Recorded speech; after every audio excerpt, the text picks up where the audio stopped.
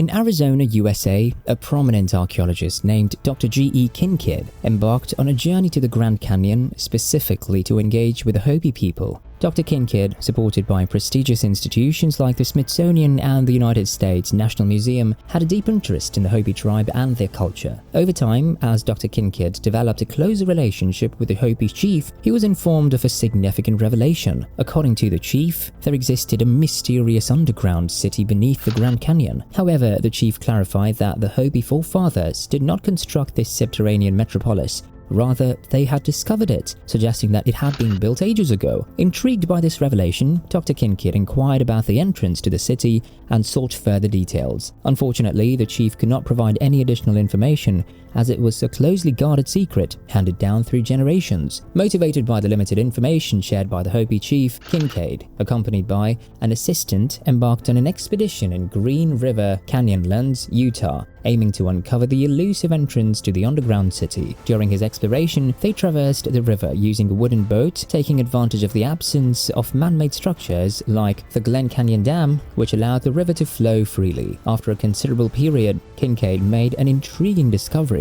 He came across a peculiar sediment of rocks on the eastern wall of the canyon, approximately 42 miles above the El Tovar Crystal Canyon River. Additionally, he observed numerous sedimentary stains on the adjacent riverbed. These findings added to the enigma surrounding the quest for the underground city's entrance. Alongside the river, Kinkid's attention was drawn to a concealed cave opening, partially obscured by debris. Notably, faint indications of stairs surrounded the entrance, fueling his conviction that this was the gateway to an underground metropolis. Upon closer examination, Kinkid discovered chisel marks in the inner walls of the cave entrance, indicating human intervention. The passage leading to the depths of the underground realm stretched across several kilometers, slender and narrow in nature. According to local legends, after an extensive period spent exploring the subterranean depths, Kinkid stumbled upon what appeared to be the actual entrance to the city. The city itself was a marvel, hewn meticulously from colossal boulders. Dozens of tunnels radiated from a central chamber resembling a community hall. As he ventured further,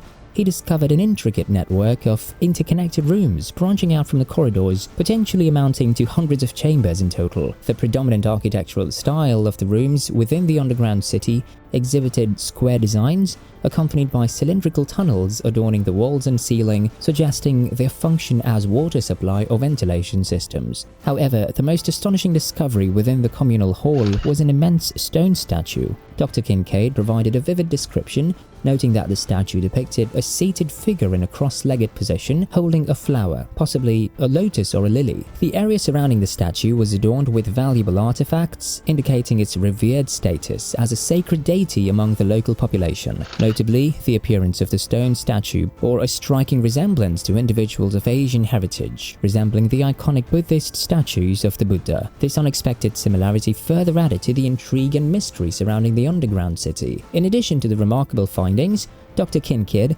uncovered a notable collection of copper weaponry and ceramics adorned with peculiar designs, some of which featured what appeared to be ancient hieroglyphs. According to Dr. Kinkid, these hieroglyphs closely resembled those found in ancient Egyptian culture. As he delved deeper into the heart of the city, an unsettling feeling of dissonance engulfed him. Dr. Kinkid experienced a distinct impression that the diverse relics and evidence discovered within the underground metropolis represented a fusion of civilizations from various parts of the world. This realization added to the intrigue, hinting at a complex history and intermingling of cultures within the enigmatic underground city. The amalgamation of civilizations discovered within the underground city surpassed national boundaries, encompassing both Eastern and Western influences.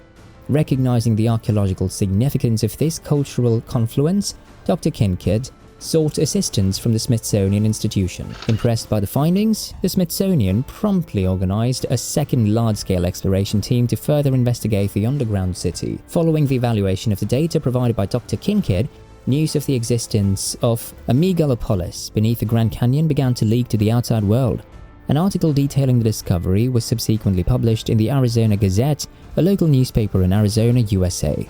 In response, Professor F.S.A. Jordan and a team of approximately 30 investigators dispatched by the Smithsonian embarked on a second exploration of the underground city. As they meticulously examined the site, they stumbled upon an astonishingly vast room, unveiling even more astonishing revelations.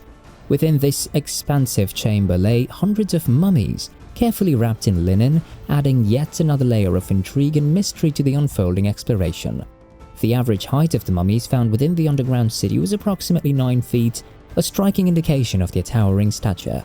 Notably, all of the mummies were male, suggesting a distinct gender composition within this ancient hierarchical culture. Dr. Kinkid and Professor Jordan were intrigued by the possibility that these mummies provided evidence of an ancient civilization of giants, as they were familiar with legends and tales that spoke of such a culture in antiquity. Based on the number of mummies and the vastness of the underground metropolis, experts estimate that the city could have accommodated a population of at least 50,000 individuals. However, due to the sheer magnitude of rooms within the city, it was not feasible to explore every single chamber. Certain areas remained inaccessible, such as firmly sealed rooms or spaces that could only be accessed from above. Despite these limitations, the uncovered evidence and the immense scale of the underground city continued to captivate the imagination of the exploration team. Dr. Kinkid harbored a sense of intrigue regarding a particular chamber within the underground city. This chamber, large in size, presented a formidable challenge to enter due to the overpowering stench emanating from within, causing dizziness among the explorers. Despite their attempts to shed light on the situation by shining a flashlight into the entryway, the darkness within the room proved impenetrable. The pervasive odor and the possibility of deliberate gas emissions by ancient inhabitants hinted at something far from ordinary concealed within. During this period, the underground megalopolis of the Grand Canyon garnered significant attention in media publications. However, following the conclusion of the second expedition, no further information regarding the underground city surfaced. Authorities in Washington, D.C., who had been apprised of the expedition's findings by the Smithsonian, issued orders to promptly seal off the cave, leaving the mysteries and secrets of the underground metropolis undisturbed. Following the events surrounding Dr. Kinkid's exploration of the underground city, public anticipation grew as people awaited his disclosure of the truth. However, to their disappointment, no further news regarding Kinkid emerged in the media. Curiously, all evidence pertaining to his expedition seemed to vanish from the archaeological community. This enigmatic situation gave rise to two prevailing popular opinions. One suggesting that Kinkid's discovery was a deliberate hoax, while the other proposed a government cover-up. These speculations persisted despite the fact that the factual accounts of the expedition had been reported in local media and had received support from the prestigious Smithsonian institution. It's worth noting that Dr. Kinkid himself was an actual archaeologist, and it's common for incidents of fake news to arise from various groups or individuals seeking personal gain. However, the discovery of the underground city beneath the Grand Canyon did not appear to benefit anyone.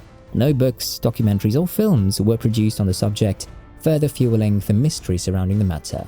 Furthermore, Dr. Kinkid's sudden disappearance only added to the intrigue, leaving no trace of his whereabouts. John Rose, a well-known American conspiracy theorist, embarked on a journey to the Grand Canyon with the aim of uncovering the truth.